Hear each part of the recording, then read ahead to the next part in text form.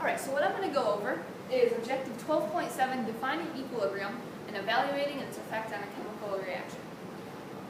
If you have not watched the video with the cartoon of the people with two arms colliding and becoming a one-armed and a three-armed person, go back and take a look at that right now. And then once you watch that, you can come back to here. I'm going to be referring to that throughout this presentation. So equilibrium. Our definition of equilibrium is a state in which there's no change in the amount of reactants. The reason why there's no change in the reactants is because we have two reactions going on at the same time. We've got a forward reaction and we've got a reverse reaction. So what that looks like is we have a product being formed when a reactant reacts. This is what we've seen many times. We've got reactants forming products. But in this thing called equilibrium, we also have the products forming the reactants. Now it wouldn't make a lot of sense to write these two separate equations opposite like this. So what we do is we use some double arrows. We have our reactants forming our products. This double arrow is representing equilibrium. You saw this when we were talking about weak acids and our Ka values back in Unit 11. So next, this is what equilibrium is. We have the forward reaction and the reverse reaction are going at the same rate. So there's no change. Some useful definitions. Open system, closed system, and reversible. Basically what this means is we have to have a system that's closed and we have to have a reaction that can go backwards. As far as some definitions go, these are basically saying what is necessary for equilibrium to take place. Here are the definitions. This is what has to happen. In the take-home notes, you can click on this link. It'll show you a demonstration of what it means to be a reversible reaction. So in equilibrium, something really important is that the amount of the products and reactants does not have to be equal.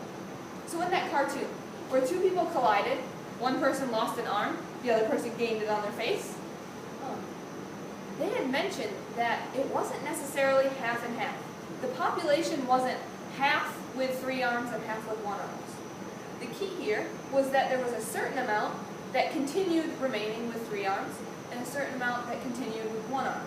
It was going back and forth, but it was at a continuous rate.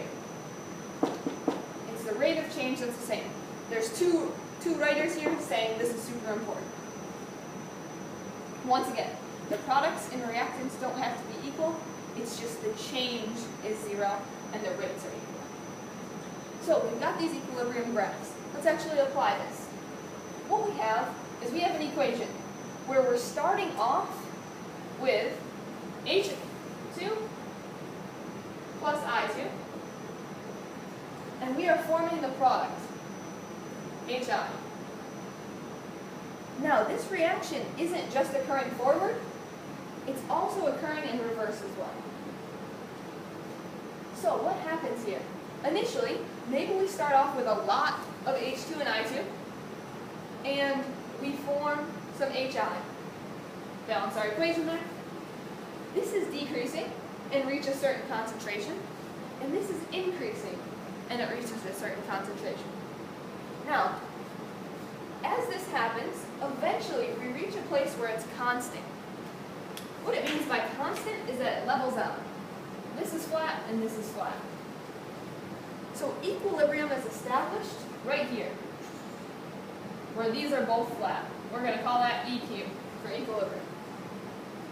Similar thing could happen here. We start off with some, we start off with zero. Only this time, it's the opposite reaction. We're going to start off, we've got HI, and we have 0 H2 plus I2. But no matter what, we hit this place where it remains constant. And this is equilibrium, when we have our forward and reverse reactions occurring. So that means this is still being converted to this, and this is still being converted to that. Our products and reactants are just going at the same rate in both directions. So that's equilibrium.